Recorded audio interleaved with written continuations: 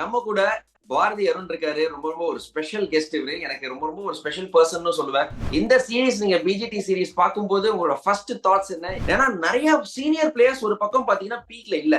இது ஒரு honest opinion சொல்லியே ஆகணும். ஐ திங்க் நீங்க சொன்ன மாதிரி கொஞ்சம் கண்டிப்பா ரொம்ப டிஃபிகல்ட் டைம் இது ஒரு கோச்சுக்கு. சீனியர்ஸ் இருக்கிறது நல்லது, எக்ஸ்பீரியன்ஸ் இருக்கு. பட் அந்த சீனியர்ஸ் கான்ட்ரிபியூட் பண்ற நிலைமையில இருக்கணும். ஒரு சதம் அடிச்சு ஆரம்பிச்சாரு, பட் அதை சஸ்டெயின் பண்ண முடியல. ஒரே மாதிரி அவுட் ஆனாரு. குரூப் மிடில் ஆஃப் த சீரீஸ்ல ஒரு பிளேயர் வந்து திடீர்னு கிளம்பி வர்றாரு. ஏன்னா அஸ்வின் எனக்கு தெரியும். என்னை பொறுத்த வரைக்கும் நம்ம விராட் கோலி எவ்வளவு பெரிய சூப்பர் ஸ்டார் சொல்றோமோ அதே அளவுக்கு ஒரு சூப்பர் ஸ்டார் அஸ்வின். யாருன்னு கேட்டீங்கன்னா இந்த குழந்தைய கேட்டா கூட சொல்லும் யார் பெஸ்ட் பவுலர் இந்த வேர்ல்ட்னா பும்ரான்னு. விராட்டோட ஒரு பிக்கஸ்ட் குவாலிட்டி இல்லைங்க.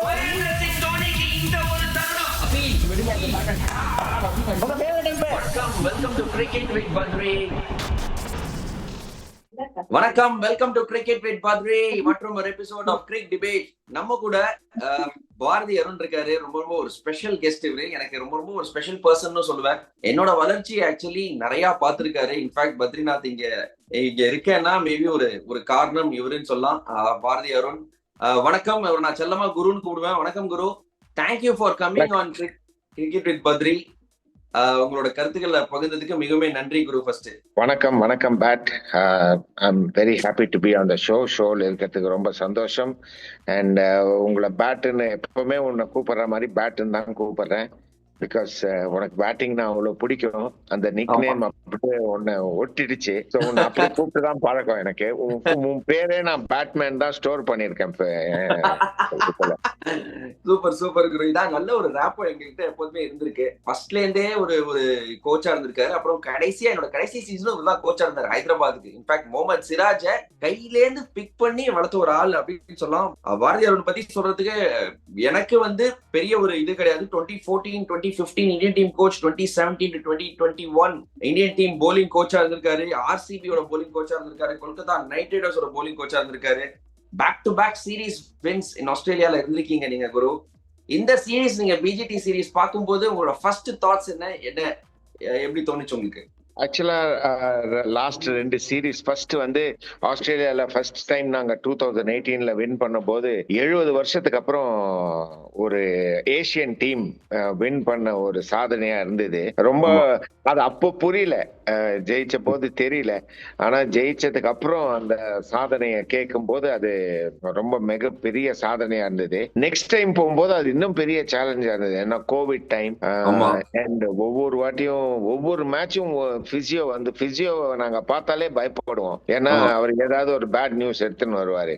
ஒவ்வொரு மேட்சும் ஒரு பிளேயர் இன்ஜர்டு அப்படின்னு சொல்லிட்டு கடைசியில நீங்க பாத்தீங்கன்னா அந்த கடைசி டெஸ்ட் மேட்ச் நம்மளோட கம்பைன்ட் எக்ஸ்பீரியன்ஸ் போலிங் பார்த்தா 3 டெஸ்ட் மேட்ச், 5 போலருக்கு வந்து 3 test match combined experience. Australia 280 test match அந்த போலர்ஸோட இதை சேர்த்தா. சோ அந்த இதுல இருந்து நம்ம ஒரு வின் பண்ணது வந்து ரொம்ப ஒரு பெருமையா இருந்தது. இந்த வாட்டி ஆரம்பம் நல்லா தான், ஓப்பனிங் எல்லாம் வடிவேலு மாதிரி ஓப்பனிங் எல்லாம் நல்லா தான் இருக்கு. பினிஷிங் சரியில்லையே பண்ற மாதிரி ரொம்ப ஹோப்ஸ் கொடுத்தாங்க. ஆனா அந்த சஸ்டெயின் பண்ண முடியல.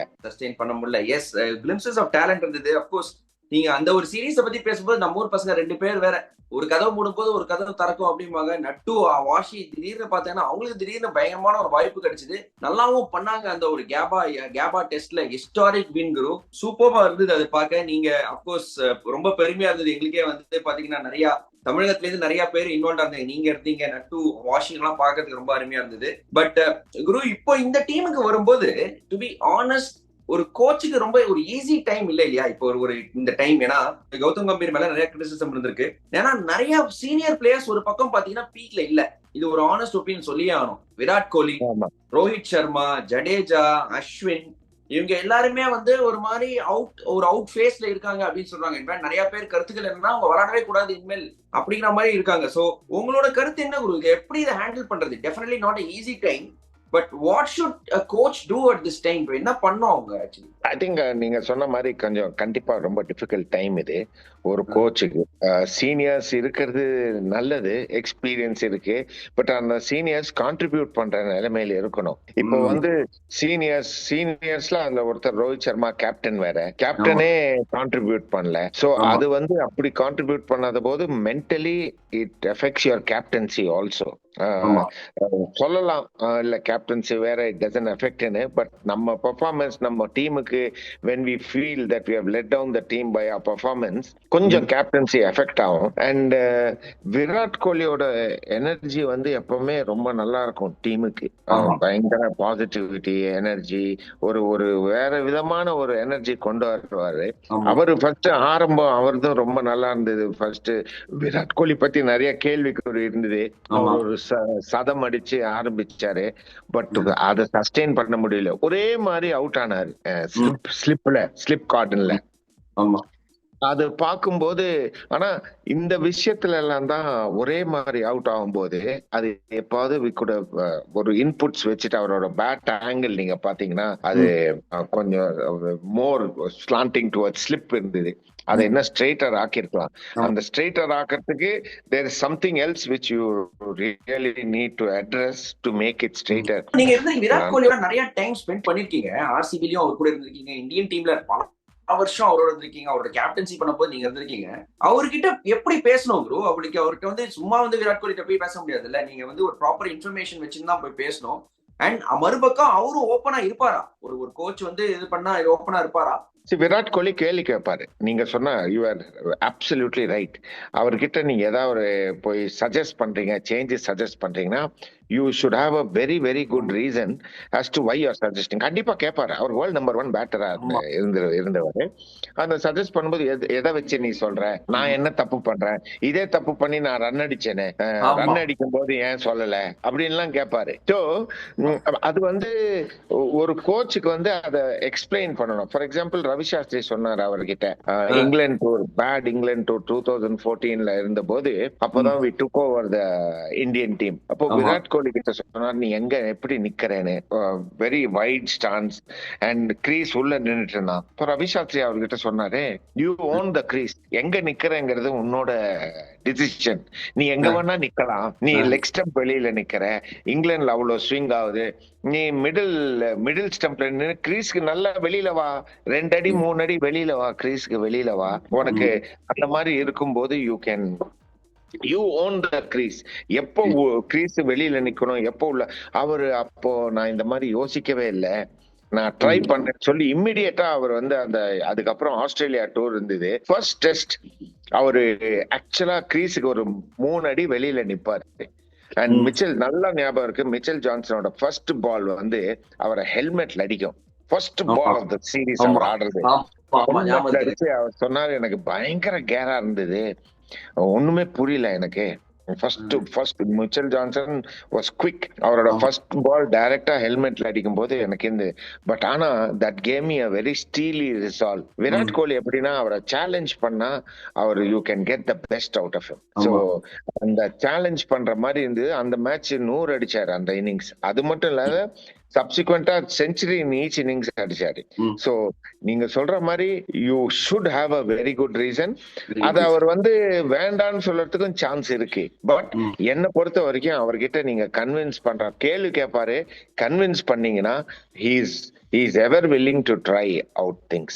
Yeah super guru, thanks. சம இது பட் இப்போ சேம் விராட் கோலி இப்போ இல்ல இல்லையா குரு? ப்ராபப்லி அவர் வந்து பாத்தீங்கன்னா எனக்கு தெரியல, ஒரு லேட் சைட் ஆஃப் 30s இருக்காரு. சேம் ஒரு அக்ரெசிவ் பேட்டிங் வெளில நீங்க சொன்னீங்க, அந்த ஒரு யங் விராட் கோலி மிச்சல் ஜான்சனை டேக் ஆன் பண்ணி டாமினேட் பண்ண ஆஸ்திரேலியா பார்க்கணும். பட் அதே மைண்ட் செட்ல இப்ப இறங்கும் போது அது கொஞ்சம் மல்டிப்ளை பண்ணுதா அவரோட ஒரு ஃபெயிலியர்ஸ்? ப்ராபப்லி ஒரு டிஃபென்சிவ் ஆப்ஷன் இல்ல, ஒரு ஸ்டீவ் ஸ்மித் எப்படி விளையாடுறாங்க, மானஸ் லபிஷன் எப்படி விளையாடுறாங்க, நிறைய பால்ஸ் நிறைய டைம் ஸ்பெண்ட் பண்ணாங்க.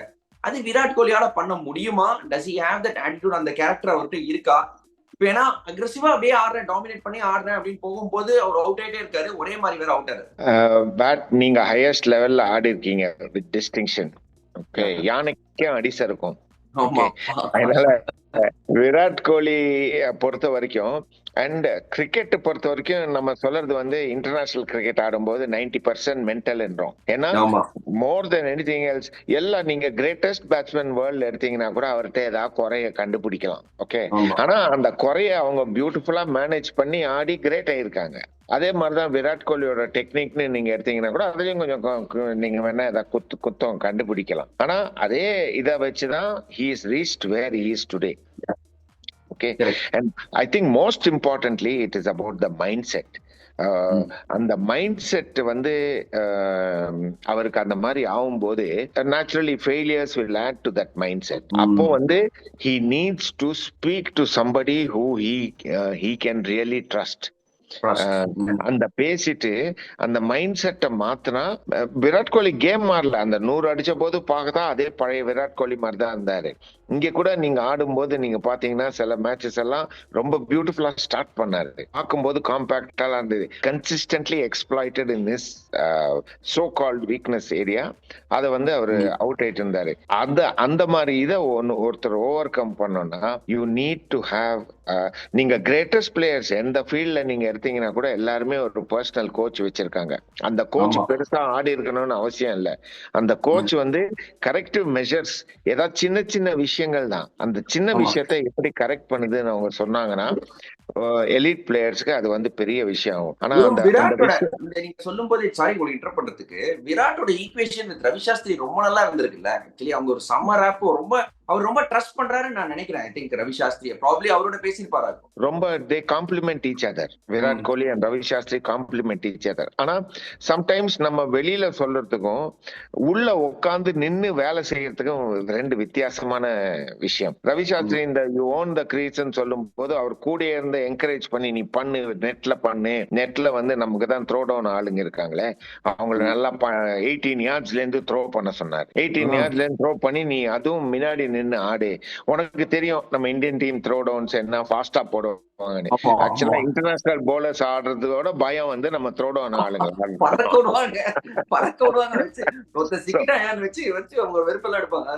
அதுலயே வந்து அவர் ரொம்ப நல்லா ஆடினதுல அவருக்கு அந்த கான்பிடன்ஸ் வந்தது. ஆனா இந்த மாதிரி மாற்றம் சொல்லும் போது ஒரு கோச் வந்து அப்போ கூட இருக்கிறது வந்து it is a big plus point.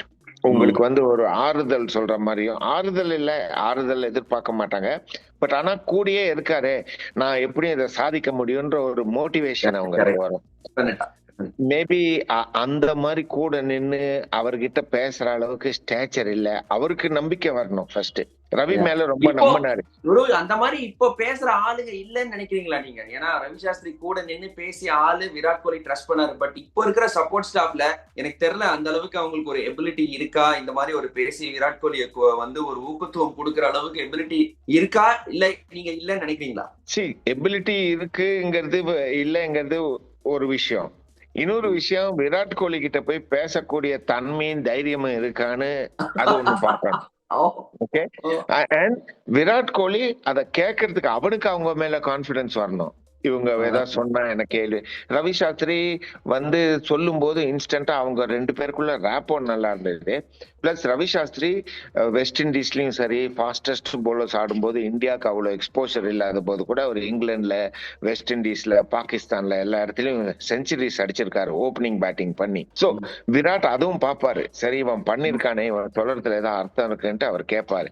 But இப்போ இருக்கிறவங்க வந்து சொன்னாங்களான்னு தெரியாது.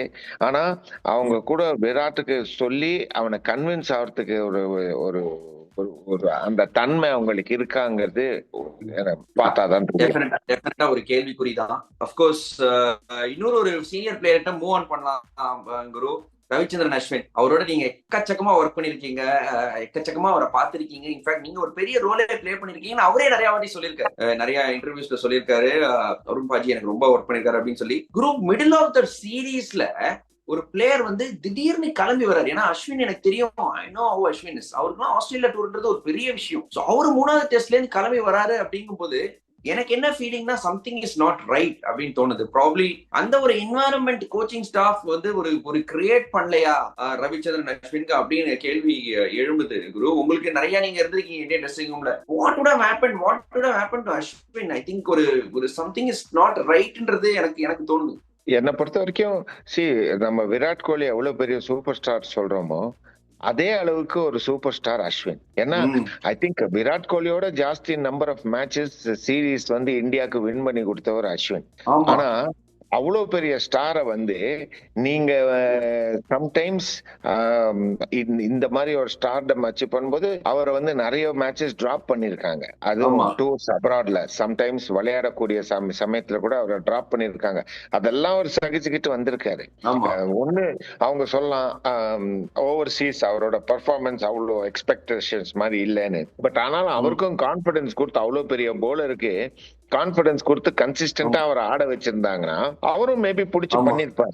மேபி கண்டிப்பா பண்ணிருப்பாரு.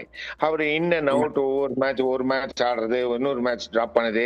ஆரம்ப ஒரு ஒரு ஒரு அஸ்வின் மாதிரி ஒரு ஸ்டாரை வந்து நீங்க ஆரம்பத்திலேயே நீங்க வாஷிங்டன் சுந்தர ப்ரிஃபர் பண்றீங்க.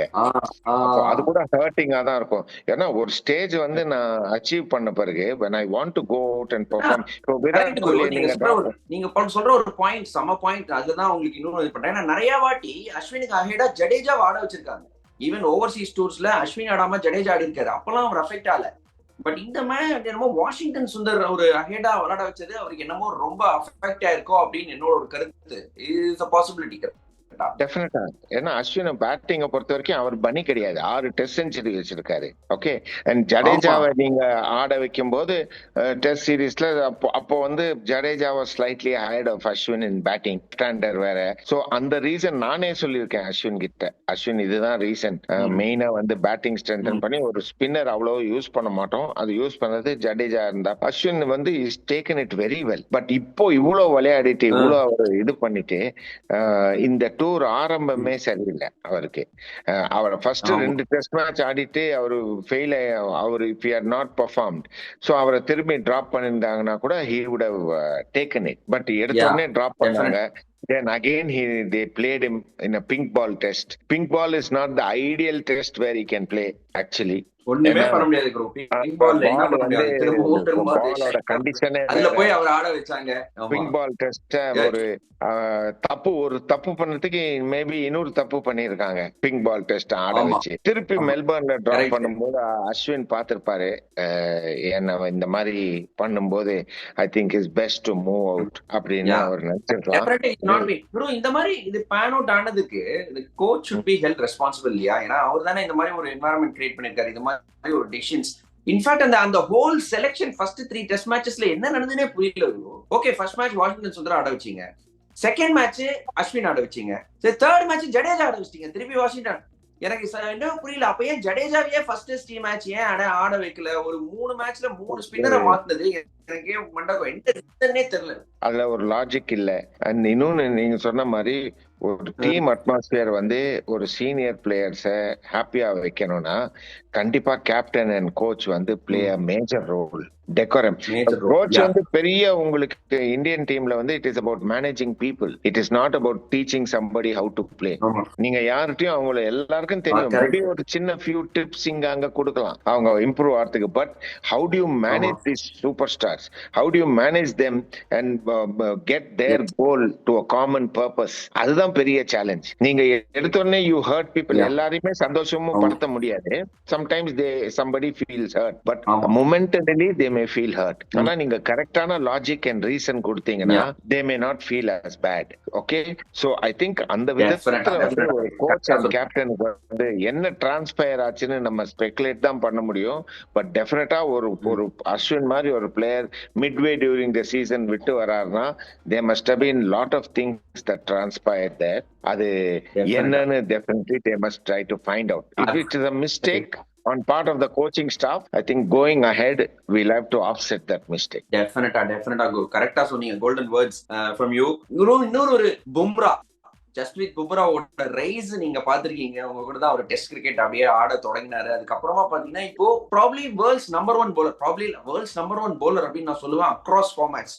செமையான ரைஸ். இந்த மாதிரி ஒரு ரைஸ் பும்ரா ரைஸ் நீங்க எதிர்பார்த்தீங்களா குரு? அவர் ஸ்டார்ட் பண்ணும்போது இந்த மாதிரி அவர் ஆவாரு, படிப்படியா இவ்வளவு முன்னேறுவாரு, இந்தியன் டீமே இன்ஃபேக்ட் இப்ப பாத்தீங்கன்னா ஒரு தனி ஒரு மனிதனா சுமந்துட்டு போறாரு. குரு. நீங்க எதிர்பார்த்தீங்களா இந்த மாதிரி ஒரு volcanic rise of Bumrah?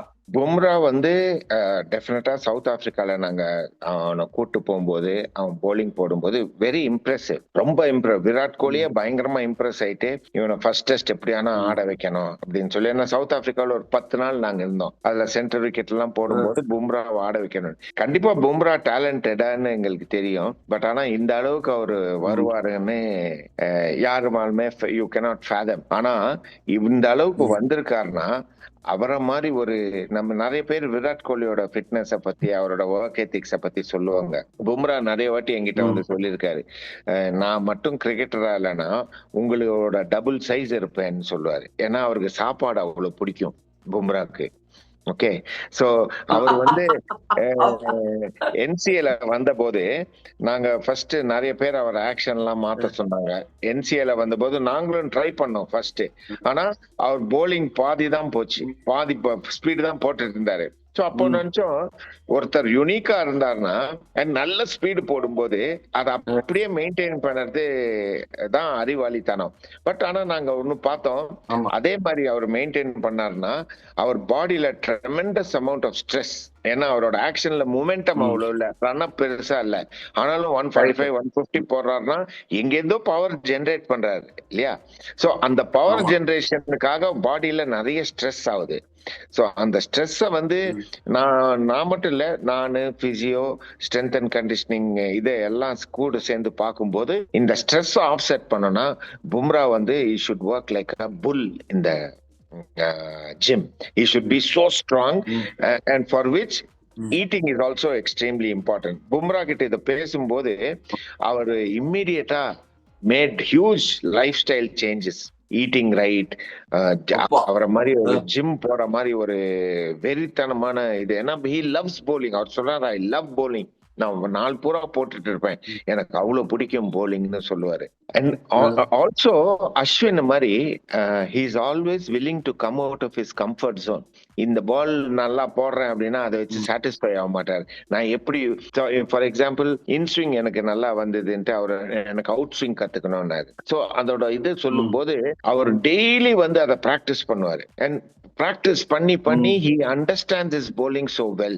So that is the reason for Bumrah's success. In fact guru, sorry நான் உங்களுக்கு டேவிட் பண்றதுக்கு, இந்த இன்ஜுரில இருந்து திரும்பி வந்த அப்புறமா அவர் ஒரு பேட்டிங்ல திரும்பி வந்ததுக்கு அப்புறமா லேட் அவுட் ஸ்விங்கர் அவருக்கு வந்து அதுக்கு முன்னாடி அது இல்ல. இப்ப பாத்தீங்கன்னா ஒரு அந்த ஒரு இன்ஜுரில வந்து அது ஒரு பெரிய டிஃபரன்ஸா இருந்திருக்கு. அப்படியே ஒரு பால் கொஞ்சம் லேட்டா போய் இன்ஜுரி போகுது, அது இன்ஜுரி முன்னாடி கிடையாது. Many a times what a player thinks that he's doing and what he is actually doing are two different things. இந்த கேப்பை நம்ம பிரிட்ஜ் பண்ணோம்னா பிளேயருக்கு அவங்கள பத்தி ஒரு அவேர்னஸ் வந்து ஜாஸ்தி ஆகும். Any for a batter or a bowler for anyone, அவங்க கேமை எவ்வளவுக்கு எவ்வளவு அவங்களுக்கு புரியுதோ அவ்வளவுக்கு அவ்வளவு they are more able to utilize their game. So Bumrah வந்து வெரி குவிக் லேர்னர். அவரோட bowling சரி, நான் இது பண்ணா இது நடக்கும், என் ரிஸ்ட் பொசிஷன் மாறணும்னா நான் இந்த அட்ஜஸ்ட்மெண்ட் பண்ணணும்னு அவர் வந்து நிறைய ட்ரெயின் பண்ணி கஷ்டப்பட்டு கத்துக்கிட்டாரு. அவருக்கு நேச்சுரலா வரல, ஆனா அவர் வந்து கஷ்டப்பட்டு கத்துக்கிட்டாரு. ஆனா அவர் கத்துக்கிட்டு ரியலைஸ் பண்ணது இப்போ வேர்ல்ட் எல்லாம் பாக்குறோம். நம்பர் 1 bowler நீங்க சொன்னீங்க அக்கறாஸ் ஆல் ஃபார்மேட்ஸ். அத வந்து பிளைண்டா ஒத்துக்கலாம். யாருன்னு கேட்டீங்கன்னா நீ குழந்தைய கேட்டா கூட சொல்லும் யார் பெஸ்ட் பவுலர் இந்த வேர்ல்ட்னா பும்ரான்னு. பெருசா வளர்ந்துருக்காருன்னா அவரும் சரி அஸ்வினும் சரி இவ்வளவு பெருசா வளர்ந்துருக்காங்கன்னா, அஸ்வினும் நீங்க பாத்தீங்கன்னா நீங்களும் நிறைய இன்டராக்ட் பண்ணிருப்பீங்க. அவர் வந்து எது நல்லா வந்தா கூட அதை வச்சு சாட்டிஸ்ஃபை ஆக மாட்டார். அதுல இருந்து வெளியில வந்து பிராக்டிஸ்ல வேற ஏதாவது ட்ரை பண்ணி வந்தா அதை யூஸ் பண்றேன், வராட்டி பரவாயில்ல நான் ட்ரை பண்ண மாதிரி வச்சுக்கிறேன்னு சொல்லி இந்த மாதிரி கிரேட் பவுலர்ஸ் நீங்க பாத்தீங்கன்னா they are not afraid of coming out of their comfort zone கத்துக்கிறதுக்கு. சோ இதனால்தான் these two are such great bowlers. டவுட்டே இல்ல குரு. பும்ரா எக்ஸ்ட்ரானரியா பண்ணாரு. In fact deserved man of the series. India series தோதா கூட மேன் ஆஃப் சீரிஸ் அவார்ட் கொடுத்தாங்க. Hats off to that. But மறுபக்கம் இதை ஒண்ணு பார்த்தோம்னா குரு, ஓவர் ரிலையன்ஸ் ஆன் பும்ராவோ. இன்ஃபேக்ட் கடைசி மேட்ச் பாத்தீங்கன்னா அவர் பாடி கொஞ்சம் கிவ் அவே பண்ணிடுச்சு. ஒரு பேக் ஸ்பாசம் அவருக்கு வந்தது. எக்கச்சக்க ஓவர்ஸ், மோர் தேன் 150 ஓவர்ஸ் இந்த சீரீஸ் அவர் வந்து போட்டிருக்காரு. அந்த ஒர்க் லோட் நிச்சயமா அதிகம் இருந்தது. அதுக்கு காரணம் என்னன்னா, மிச்சம் ஃபாஸ்ட் பவுலர்ஸ் இந்த சீரீஸ்ல கொஞ்சம் they were found wanting bro. even Mohammed Siraj, yes the attitude was there. Harshit ராணாவோட செலக்ஷனே எனக்கு தெரிஞ்ச ஒரு கொஸ்டின் மார்க். அவரோட ஃபர்ஸ்ட் கிளாஸ் கிரிக்கெட் ஆடல, அவருக்கு வந்தாரு. அப்புறம் Akash Deep probably little bit of swing இருந்தது, okay, but not up to the mark. And Mohammed Shami இல்லாதது பெரிய பெரிய ஒரு ஃபீலிங்கா இருந்தது. அண்ட் பிரசித் கிருஷ்ணா கடைசியில வந்து விக்கெட் எடுத்தாரு. But nowhere comparison to the previous series இல்லையா ப்ரோ? ப்ரீவியஸ் சீரிஸ்ல ஃபாஸ்ட் bowling அட்டாக் வேற லெவல்ல இருந்தது. அதாவது ஆஸ்திரேலியா நீ போடுவியா 140 150 150 நாங்களும் போடுவோம், நாங்களும் அதே மாதிரி வந்து நெருப்பால தான் விளையாடணுங்கிற மாதிரி அந்த ஒரு நல்ல கான்டெஸ்ட் இருந்தது. பட் இந்த வாட்டி ஆஸ்திரேலியன் ஃபாஸ்ட் bowlers வேற லெவல்ல தெரிஞ்சாங்க. அந்த ஒரு ஹேசல்வுட், ஸ்டார்க், கமின்ஸ், போலன் ஒருத்தர் வந்தாரு, அவரு கலக்குறாரு. பட் நம்ம போலர்ஸ் கொஞ்சம் ஒரு டிஃபரன்ஸ் இருந்தது குரு. இதுக்கு என்ன காரணம்? ஆக்சுவலி நீங்க அப்கோர்ஸ் ஃபாஸ்ட் bowling கோச்சா இருந்திருக்கீங்க அவ்வளவு நாள். சரி, நீங்க போலன் போலிங்க பாத்தீங்கன்னா போலன் 130 132 தான் போட்டாரு. ஆனா எந்த விக்கெட்டா இருந்தாலும் சரி, நம்ம போலர்ஸ் வந்து ஆகாஷ் தீப் இம்ப்ரெசிவ் போலர், சிராஜும் நல்லா போட்டார். ஆனா நீங்க பாத்தீங்கன்னா சிராஜ் போலிங் எதுவும் ஸ்டம்ப் மேல நிறைய பால்ஸ், நல்ல பால் டிவில பாக்கிறதுக்கு ரொம்ப நல்ல பால் மாதிரி தெரியுது. ஆனா கம்ஃபர்டபுளா விட்டுட்டு இருந்தாங்க. ஆஸ்திரேலியால உங்களுக்கு எக்ஸ்ட்ரா பவுன்ஸ் கிடைக்கும். So sometimes you tend to get carried away by that extra bounce. நீங்க என்ன பண்ணணும்னா, உங்களுக்கு வந்து விக்கெட் எடுக்கணும்னா உங்களுக்கு வந்து ஒன்னு எட்ஜ் வாங்கணும், இல்ல எல்பிடபிள்யூ ஆகணும், இல்ல போல்ட் ஆகணும். இந்த எல்பிடபிள்யூ போல்டு உங்களுக்கு நிறைய ஆகிறதுக்கு உங்களுக்கு வந்து பால் ஸ்டம்ப் வந்து அடிக்கிற மாதிரி வரணும். அட்லீஸ்ட் 80% ஆஃப் த பால்ஸ் வந்து ஸ்டம்ப் அடிக்கிற மாதிரி, டாப் ஆஃப் ஆஃப் ஸ்டம்ப் அடிக்கிற ஹைட்டுக்கு போடணும். அந்த லென்த் என்னன்னு நீங்க ரியலைஸ் பண்ணணும். இந்த டூர்லயே நீங்க பாத்தீங்கன்னா it was a mixed bag. Bumrah அது வந்து நிறைய வந்து stump 80% of the ball stump அடிக்கிற மாதிரி இருந்தது. அதே சிராஜ் பாத்தீங்கன்னா இன் பேட்சஸ் எப்பெல்லாம் ஸ்டம்ப் அடிக்கிற ஹைட்ல அந்த லென்த் போடுறாரோ அப்போ வந்து he was successful. and so Akash Deep was also good. so இதுதான் most important thing. pace international லெவல்ல 130 plus நீங்க போட்டீங்கனாலே, பட் உங்களுக்கு slight movement off the seam உங்களால எடுக்க முடியும்னா you can be successful. but lens are very very important. இந்த லென்ஸை வந்து நீங்க டிட்டர்மைன் பண்ணதான் ஒரு சேலஞ்ச். சோ இந்த பசங்களால முடியும் அப்படின்னு சொல்றீங்க நீங்க. ஆக்சுவலி டெஃபினட்டா டேலண்ட் இருக்கு அப்படின்னு நம்புறீங்களா குரு? இந்த ஒரு fast bowling attack it can they really stand up to good foreign teams in the forthcoming tours? கண்டிப்பா. ஏன்னா நீங்க பாத்தீங்கன்னா இப்போ வந்து நமக்கு அனலிட்டிக்ஸ் எல்லாம் நிறைய இருக்கு. ஓகே, அனாலிசிஸ் என்ன வேணாலும் கிடைக்கலாம். இந்த டூர்லயே நீங்க எடுத்து பாருங்க, இந்தியன் ஃபாஸ்ட் பும்ராவை விட்டுட்டு இந்தியன் ஃபாஸ்ட் பவுலர்ஸ் எவ்வளவு பால் போட்டிருக்காங்க, எவ்வளவு பால் ஸ்டம்ப் அடிக்கும், எவ்வளவு பால் ஸ்டம்ப் மேல போகுது இல்ல வெளியில போகுது அப்படின்னு நீங்க பாத்தீங்கன்னா அதே அந்த ஸ்டாட்ஸே உங்களுக்கு சொல்லும். Number of balls that would have hit the stumps finished on the stump line is far less than the number of balls bowled elsewhere அப்படின்னு வரும். நீங்க பாத்தீங்கன்னா எவ்ரி டெஸ்ட் மேட்ச் நம்ம ஃபர்ஸ்ட் போலிங் போடும்போது அவங்க கம்ஃபர்டபுளா விட்டுட்டு இருந்தாங்க. பும்ரா ஒருத்தர் தான் கஷ்டப்பட்டாங்க. சோ அவங்க கம்ஃபர்டபுளா விட்டுட்டு இருந்தாங்க. ஏன்னா அந்த லென்த் வந்து அந்த பவுன்ஸ் கிடைக்குது. பார்க்க நல்லா இருக்கு, டிவில பார்க்க நல்லா இருக்கு, போலருக்கும் நல்லா இருக்கும். பட் அல்டிமேட்லி விக்கெட் வராதே உங்களுக்கு. கரெக்டா சொன்னீங்க. Thanks for your brilliant insights about fast bowling. குரு, கடைசியா ஒரே ஒரு கேள்வி உங்ககிட்ட. நீங்க இந்தியன் டீமோட இவ்வளவு நிறைய நாள் இருந்திருக்கீங்க, உங்களோட top 3 moments with the Indian team அப்படின்னா அது என்னவா இருக்கும்? எனக்கு ஃபர்ஸ்ட் டாப் மூமெண்ட் வந்து இந்த மாதிரி சவுத் ஆப்பிரிக்கால நாங்க ஜோஹானஸ்பர்க் டெஸ்ட் மேட்ச், பச்சை விக்கெட். ஆக்சுவலா அவுட்ஃபீல்டோட பச்சையா இருந்தது விக்கெட். அந்த விக்கெட்ல வந்து நாங்க won the toss and போல்டா நாங்க வந்து, அதுதான் எனக்கு ஒரு பெரிய சேஞ்சிங் மூமெண்ட் இந்த thought process of the Indian team நினைப்பேன். ஏன்னா அந்த விக்கெட்ல நாங்க பேட்டிங் ஃபர்ஸ்ட் எடுத்தோம். எல்லாரும் கிரிட்டிசைஸ் பண்ணாங்க, என்ன இந்த மாதிரி விக்கெட்ல போய் பேட் பண்றீங்க, டாஸோட அட்வான்டேஜே தொலைச்சிட்டீங்க. ஏன்னா விக்கெட் அவ்வளவு கிரீனா இருந்ததுன்னா விக்கெட்ல ப்ரிப்பரேஷனும் கம்மியா இருந்திருக்கணும். ஏன்னா ப்ரிப்பேர் பண்ணி ரோல் பண்ணிருந்தாங்கன்னா கிராஸ் அவ்வளவு கிரீனா இருக்காது. சோ எங்களுக்கு கண்டிப்பா தெரியும் 4th இன்னிங்ஸ் ரொம்ப கஷ்டப்படுவாங்க. அதே மாதிரி என்னாச்சு, நாங்க 180 ஏதோ ஆல் அவுட் ஆனோம். சவுத் ஆப்பிரிக்கா நாங்க லீட் எடுத்தோம், அவங்க வந்து 140 150. second innings நாங்க they had to get 230 runs and we won the test match. ஃபுல்லா கிரிட்டிசைஸ் பண்ணிட்டு அந்த டெஸ்ட் மேட்ச் வின் பண்ணோம். one of the biggest turning point of the Indian team's performance overseas னு நான் சொல்லுவேன். And the second one was when we won the BGT in Australia. First time. 70 வருஷத்துக்கு அப்புறம் any Asian team has won series in Australia. அப்போ realise ஆகல. ஆனா பண்ண பிறகு நாங்க அதை யோசிச்சு பார்க்கும்போது it was huge. And last series when we won in during COVID 30 பேர் போனோம். ஒன் டே சீரீஸ்க்கு அப்புறம் திரும்பி வாங்க. அவர் எந்த போலர் பேட்டர், ஏன்னா கோவிட் டைம்ல திரும்பி பெர்மிஷன் கிடைச்சி யாரையும் கூப்பிட முடியாது, எல்லாரும் இங்கே இருக்கட்டோம்னாரு. And we were such a close knit team. Jadeja வந்து ஃபிராக்சர்ட் ஹேண்டோட அந்த டெஸ்ட் மேட்ச் சேவ் பண்றதுக்கு அவர் பேட் எல்லாம் கட்டிட்டு நான் போய் ஆடுறேன்னாரு. அஸ்வினும் விஹார் அந்த டெஸ்ட சேவ் பண்ணி கொடுக்கும் போது ஜடேஜா ஒரு கையில பேட்டே பிடிக்க முடியல, ஆனா அவர் பேடுக்கு எல்லாம் கட்டிட்டு he was ready to go. That to me, அவர் போய் பண்ணிருந்தாரா பண்ணிருக்க மாட்டாரா அது வேற விஷயம். But the willingness to do anything for the team against all odds. பிரிஸ்பேன்ல வந்து உங்களுக்கு தெரியும், ஆஸ்திரேலியா போனா ஆஸ்திரேலியா எவ்வளவு மைண்ட் கேம்ஸ் ஆடுவாங்க. சூப்பர் கோல்டன் மூமெண்ட்ஸ் எல்லாத்துலயும் நீங்க involve ஆயிருக்கீங்க. poor series, but I think hopefully India will come back நினைக்கிறேன். இதுல இருந்து நிறைய விஷயங்கள் நிறைய கேள்விகள் இருக்கு. but thank you Guru, thanks for coming on cricket with Badri. உங்களோட கருத்துக்களை பகிர்ந்ததுக்கு மிகவும் நன்றி. As usual, a pleasure interacting with you. அதே இளமையா அழகா இருக்கீங்க, ஆடுறபடியே அதே மெயின்டைன் பண்ணுங்க. நீங்க எல்லாம் உங்க ஆசீர்வாதம் தான். But thank you Guru, all the best for your rest of your endeavors. Hopefully you have another great season, another great time with KKR. Thank you Guru, take care, bye. Okay, thank you Bat, bye.